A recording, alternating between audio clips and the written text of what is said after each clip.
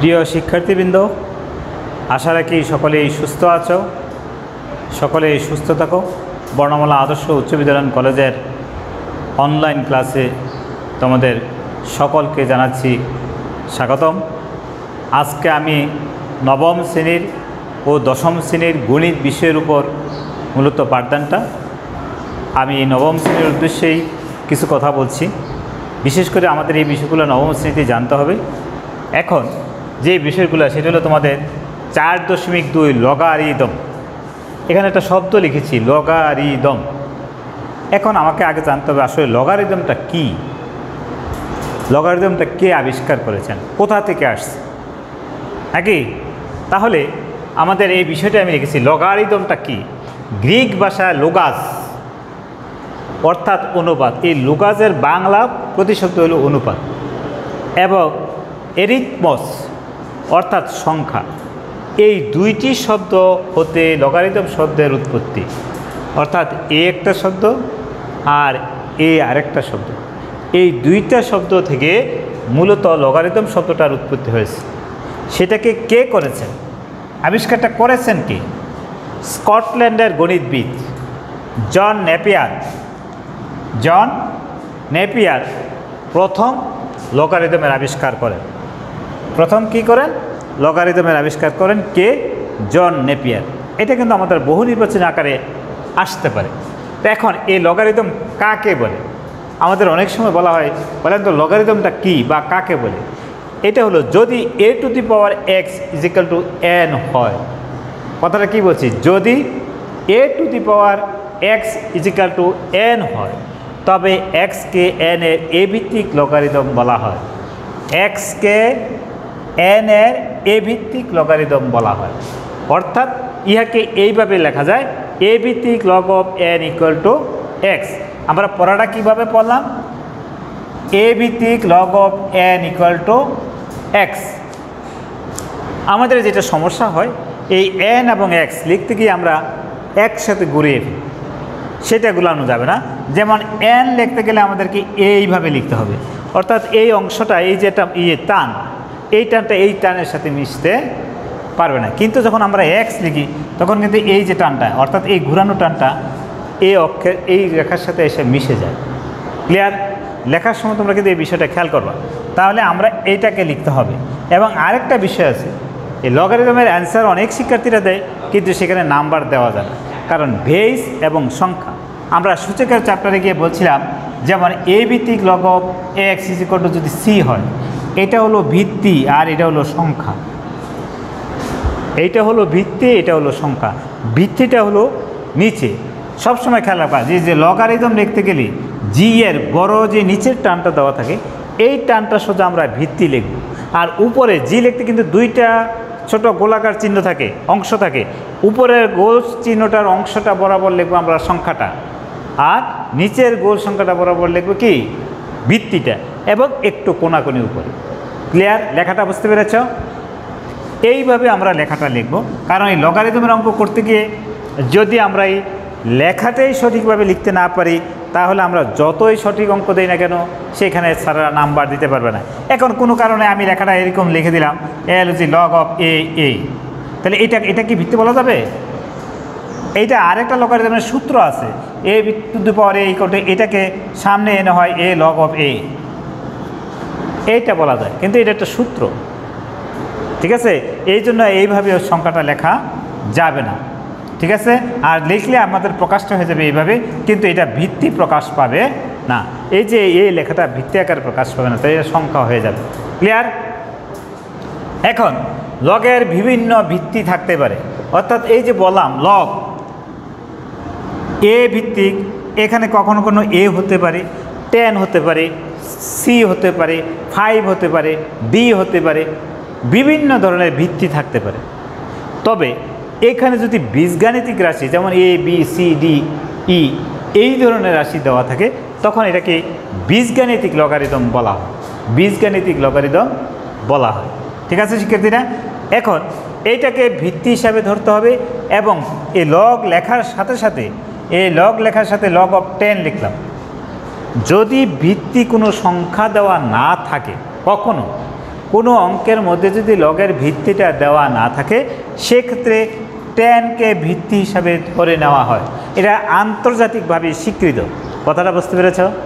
অর্থাৎ কোনো লগারিদম অঙ্কের মধ্যে যদি কোনো ভিত্তি দেওয়া না থাকে তাহলে সেই অঙ্কের ক্ষেত্রে কি করতে হবে? ট্যানটাকে ভিত্তি হিসাবে ধরে নিতে হবে। ক্লিয়ার?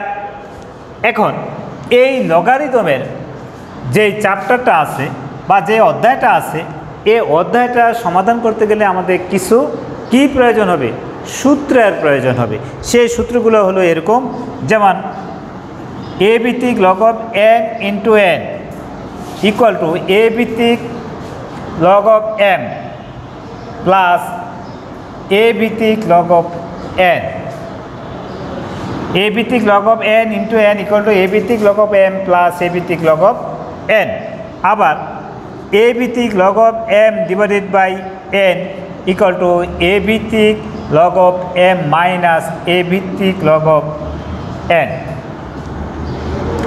টেন ভিত্তিক log of ten equal to 1, এ ভিত্তিক log of A equal to 1।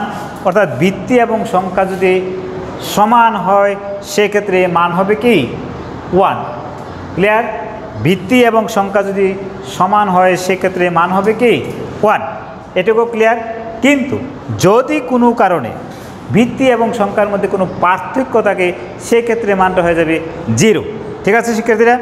এখন আরেকটা সূত্র আছে, এ ভিত্তিক log of b to the power c যদি হয়, এ ভিত্তিক log of b to the power c, তাহলে হবে সি এ ভিত্তিক লগ অফ বি। আমরা এই কথাটাকে কীভাবে পড়লাম? এ ভিত্তিক লগ অফ বি, এই লাইনটাকে পড়তে হবে কীভাবে? এ ভিত্তিক লগ বি, এটাকে আগে পড়তে হবে, তারপরে লগ বলতে হবে, তারপরে বি বলতে হবে। ক্লিয়ার? এখন এইটার পাওয়ার যদি সি দেওয়া থাকে তাহলে এই সিটা কিন্তু সামনে চলে আসবে, অর্থাৎ সি এ ভিত্তিক লগ অফ বি হবে। তখন এই সিটা চলে আসবে কোথায়? এইখানে চলে আসবে। ঠিক আছে শিক্ষার্থীরা? এই কটা সূত্র আমাদেরকে জানতে হবে। এখানে আরও কিছু জিনিস আছে, সেই বিষয়গুলো তোমাদের জানতে হবে। তবে এইগুলা যদি আমরা না জানি তাহলে এই চ্যাপ্টারের কোনো অঙ্কই আমরা সমাধান করতে পারব না। কথা বুঝতে পেরেছ? এই জন্য এটা হলো আমাদের একেবারে অনস্বীকার্য, অর্থাৎ এটা জানতেই হবে, এটা জানতেই হবে। এছাড়া আমাদের কোনো সুযোগ নেই কোনো প্রশ্ন সমাধান করার। বুঝতে পেরেছ শিক্ষার্থীরা? এখন এই বিষয়টা কি জানতে বোঝা গেছে? আশা রাখি নিশ্চয়ই তোমরা এটা বুঝতে পেরেছ। এখন আমি দেখো এই সূত্রগুলোর আলোকে, এই যে সূত্রগুলো লিখলাম এইগুলোর আলোকে কীভাবে সমাধান করা হয়। এখানে আরেকটা সূত্র আছে, যেমন লগ অফ এ ভিত্তিক b into log of b ভিত্তিক এ ইকুয়াল টু কত? 1। এরকম আরেকটা সূত্র আছে। ঠিক আছে? এটাও আরেকটা সূত্র। এই সূত্রগুলো দিয়ে আমরা কি করতে হবে? সমাধান করতে হবে। এখন তোমরা আমাদের যেই সমস্যাগুলি আছে সেইগুলো সমাধান করার চেষ্টা করব। এখন একটু দেখো শিক্ষার্থীরা, আমি তোমাদের একটা একদম সহজ অঙ্ক লিখেছি। এটা অনেকবারই বোর্ড পরীক্ষাগুলোতে এসেছে এবং আমাদের স্কুলের পরীক্ষাগুলোতেও এসেছে। এখন এই ক নাম্বারে দেওয়া আছে 3 ভিত্তিক লগ অফ 81। আমরা একটু আগে বলে আসছিলাম সূত্রগুলোর সময় যে এটাকে পড়ব কীভাবে। 3 ভিত্তিক লগ অফ 81, কারণ আমি সমস্যা সমাধান করতে গেলে আগে তো বিষয়টা পড়তে হবে নাকি।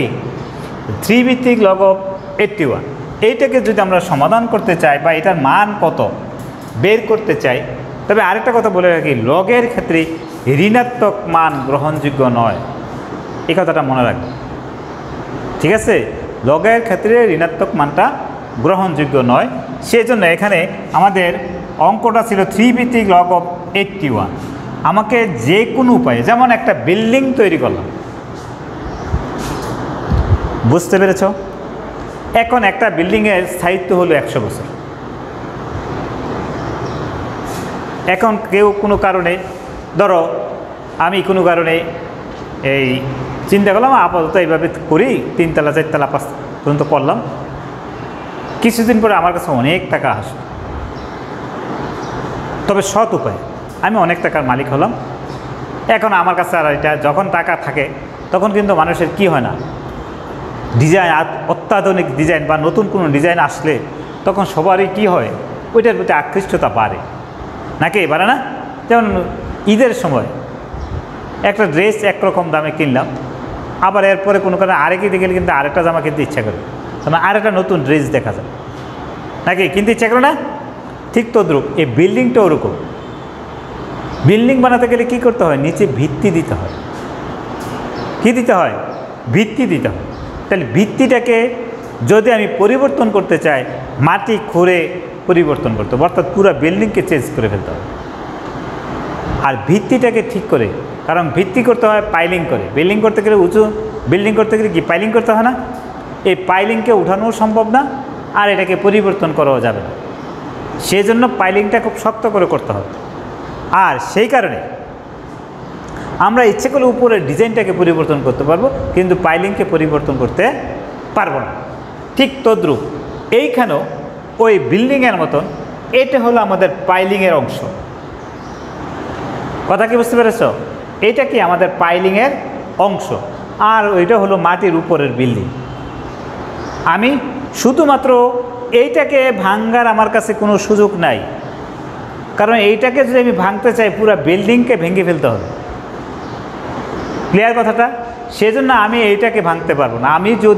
আমি অনেক টাকার মালিক হয়ে যাই, আমার মনের পরিবর্তন হয়, তাহলে আমি এই উপরের অংশটুকুকে পরিবর্তন করতে পারবো, অর্থাৎ ভেঙে চুরে আমি ইচ্ছাকত মতো বানিয়ে নিতে পারবো, অর্থাৎ আমার যা প্রয়োজন আমি সে অনুপাতে বানাতে পারবো। ঠিক তদ্রূপ এই অঙ্কের ক্ষেত্রে আমি 81কে বানাবো।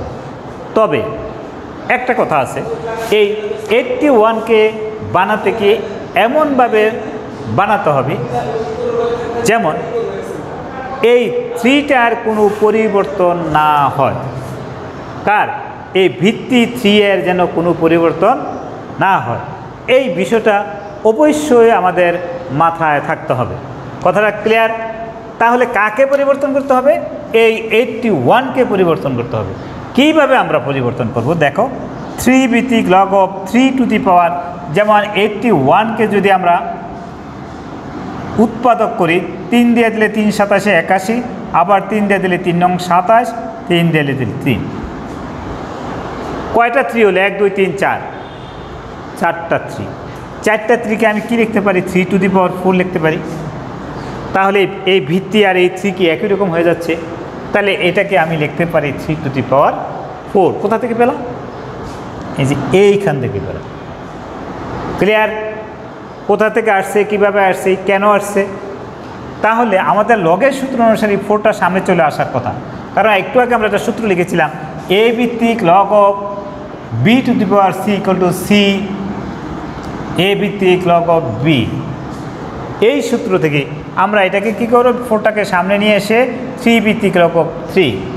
আরেকটা সূত্র লিখেছিলাম, যেমন এ ভিত্তিক log of A equal to 1, অর্থাৎ এই ভিত্তি এবং সংখ্যা যদি একই রাশির হয়, যে কোনো সংখ্যাই হোক, এই ভিত্তি এবং সংখ্যা যদি একই হয় তাহলে তার মান হয় 1। তাহলে 4 × 1 ইকুয়াল টু রেজাল্ট হলো কি? 4। এটি হলো আমাদের মান, নির্ণেয় মান। এখন আমাকে যদি এইটুকুর আবার মান বের করতে হয়, তাহলে আমরা কি করতে হবে? দেখো, 2√5 ভিত্তিক 2√5, আর এখানেও 2√5 হোল টু দি পাওয়ার 4 হবে। এখন প্রশ্ন হলো, 2√5 হোল টু দি পাওয়ার 4 লিখলেন কীভাবে? দেখি মুখস্থ লিখে দিলেন? নো, এইটা মুখস্থ আমি লিখি নাই। এইটাকে আমরা এই পদ্ধতিতে করতে পারবো। কীভাবে? যেমন 400 2 দিয়ে ভাগ করলে 200, আবার 2 দিয়ে ভাগ করলে 100, 2 দিয়ে ভাগ করলে 50, 2 দিয়ে ভাগ করলে 25, 5 দ্বারা ভাগ করলে 5। তাহলে এইখানে কয়টা 2 আছে? 4টা 2 আছে। কয়টা 2? 4টা 2। আর কয়টা 5? 2টা 5। 2টা 5কে যদি এই একটা 5কে যদি আমি ভাঙি, 5 ইকুয়াল টু কি? √5 × √5 লেখা যায়। আবার যে এখানে গুণন দিয়ে আরেকটা 5 দেই, এই 5 সমান এই 2টা লিখলাম, আবার এই গুণ চিহ্ন আরেকটা 5কে বানলে √5, তাহলে সবগুলো √5। তাহলে এই 4টাকে যদি এটা পাওয়ার 1, এটার পাওয়ার 1, এটার পাওয়ার 1, এটার পাওয়ার 1, এই সবগুলো পাওয়ার যোগ করলে কত হবে? √5 two the power 4, √5 two the power 4। তাহলে আর এখানে 2-4টা 2 আছে, তাহলে 2 to in √5 whole to the power 4, অর্থাৎ এখানে 4টা 2 এবং 2টা √5-এর গুণফল হলো কত? 400, অর্থাৎ 400। তাহলে এটাকে লিখতে পারি এইভাবেই লিখতে পারি 2√5 whole to the power 4। Clear? এই সূত্র অনুসারে, অর্থাৎ এই যে সূত্র বললাম, এই সূত্র অনুসারে এই 4টাকে আমরা সামনে নিয়ে আসতে পারি 2√5 ভিত্তিক লগ অফ 2√5, তাহলে বেস এবং সংখ্যা একই হয়ে গেছে, তাহলে 4 × 1 = 4। কি শিক্ষার্থীরা, অঙ্ক কি তোমরা বোঝানো গেছে? বুঝতে পেরেছ? আশা রাখি বুঝতে পেরেছ।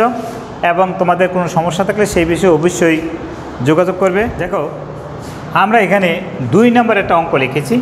এরকম একটা অঙ্ক দেওয়া আছে, এক্স ভিত্তিক লগ অফ 125 = 2। এইটা থেকে বলছে এক্সের মান নির্ণয় করো। কার মান নির্ণয় করো? এক্সের মান নির্ণয় করো। এখন লগারিদমের সংজ্ঞা থেকে আমরা এখানে লিখতে পারি x² = 125। x² = 125 এটা কোথা থেকে আসছে? আমরা যে একটু আগে লগারিদমের সংজ্ঞা লিখেছিলাম সেইখান থেকে আসছে। তাহলে এখন এইটাকে আবার বর্গমূল করতে হবে। যদি উপপক্ষকে বর্গমূল করি তাহলে 125কে আমরা কীভাবে লিখতে পারি? x² = 125 হলে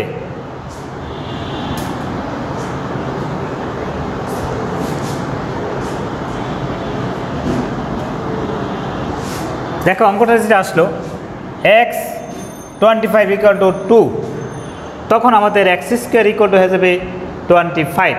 x² হবে 25। x² উপপক্ষকে যদি আমরা বর্গমূল করি, 25কে যদি আমরা বর্গ করি 5² দিলে আমাদের 25 হয়। উপপক্ষকে বর্গমূল করলাম, এখানে স্কোয়ার রুট কাটা গেল, এখানেও স্কোয়ার রুট কাটা, তাহলে x = কত পেয়ে গেলাম? 5।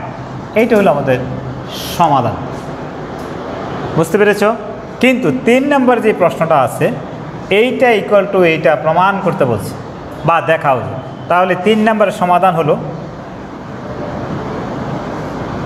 Left hand side equal to 10 ভিত্তিক 50 / 147।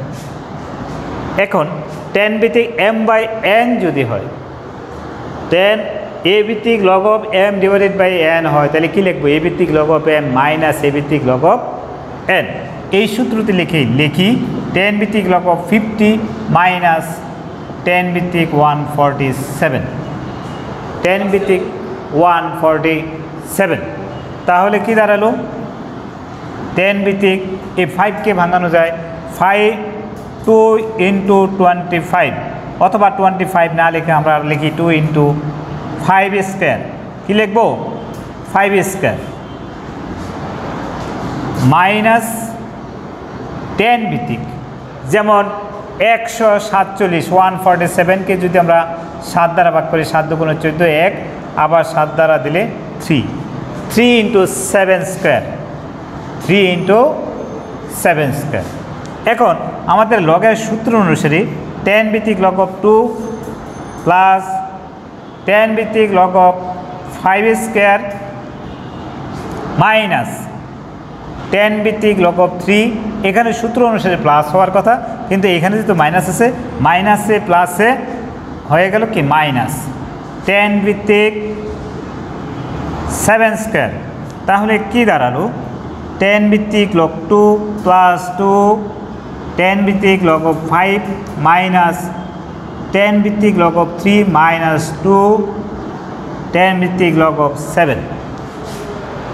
দেখো 10 ভিত্তিক লগ অফ 2, 10 ভিত্তিক লগ অফ 5 মাইনাস 10 ভিত্তিক লগ অফ 3 মাইনাস 10 ভিত্তিক লগ অফ 7 মাইনাস, এখানে এটা 10 ভিত্তিক লগ অফ 7 হবে, 10 ভিত্তিক লগ অফ 7। তাহলে আমাদের এই সমস্যাটার সমাধান মিলবে। ঠিক আছে? এটা লেখার সময় একটু ভুল লিখে ফেলছিলাম। তাহলে এখানে হবে মাইনাস 10 ভিত্তিক লগ অফ 7। ক্লিয়ার শিক্ষার্থীরা? বুঝতে পেরেছ? তাহলে সুতরাং এখানে আর অ্যান্সার হবে না, সুতরাং লিখতে হবে সুতরাং left hand side equal to কি রাইট হ্যান্ড সাইড। এইটি আমাদের প্রুফ। ওকে, এখানে আমি 4 নম্বর অঙ্কটা লিখেছি। 4 নম্বর অঙ্ক হচ্ছে 7 10 ভিত্তিক লগ অফ 10/9 মাইনাস 2 10 ভিত্তিক লগ অফ 25/24 প্লাস 3 10 ভিত্তিক লগ অফ 81/80। যদি এটা হয় তাহলে এটাকে সরল করো, অর্থাৎ এটার মান বের করতে হবে। কী করতে হবে?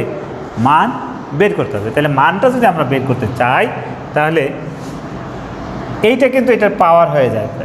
এরকমভাবে আমি লিখতে পারি 10কে ভাঙালে 5 × 2 আর এই 9কে ভাঙালে লেখা যায় 3 × 3 অথবা 3 স্কোয়ার, যেটাই আমরা লিখি 3 স্কোয়ার। আর এখানে 10 ভিত্তি আকার আছে আর এই 7টা হয়ে গেছে তার পাওয়ার, 7টা হয়ে গেছে পাওয়ার মাইনাস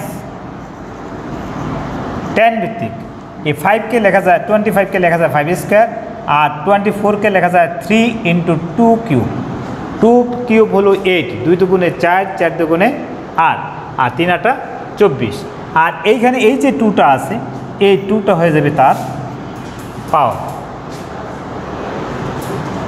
প্লাস 10 ভিত্তিক এই 81কে ভাঙলে লেখা যায় 3⁴ আর এলো 5 × 2⁴ হোল কিউব। 81কে ভাঙলে দেখো কী পাশে আসে 81, 3 7 81, 3 দিয়ে দিলে 9, 3 দিয়ে দিলে 3, তাহলে কয়টা 3? 1 2 3 4, 4টা 3, তাহলে 4টা 3কে 3⁴ লেখা যায়। আর 5 16 80, 5 × 16, তাহলে 5 × এই 16কে যদি ভাঙাই 2 × 2 × 2 × 2, 2 দুগুণে 4, 4 দুগুণে 8, 8 দুগুণে 16, তাহলে কত লেখা যায়? এই 2টাকে লেখা যায় 2⁴ আর এটা হলো 5, এটা হলো 5।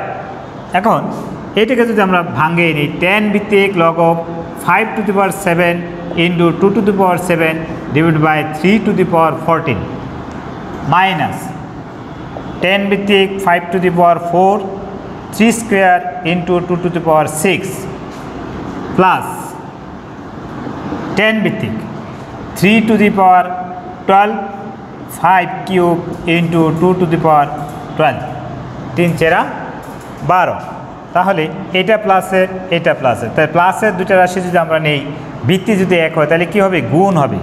তাহলে 10 ভিত্তিক বা সহজ ভাষায় যদি লিখি 5⁷ × 2⁷ ডিভাইড বাই 3⁴ ভাগ মাইনাস থাকলে ভাগ হয় 5⁴ ডিভাইড বাই 3 স্কোয়ার × 2⁶ আর প্লাস থাকলে কি হয়? গুণ হয়। তাহলে 3⁴ ডিভাইড বাই 5 কিউব × 2⁴।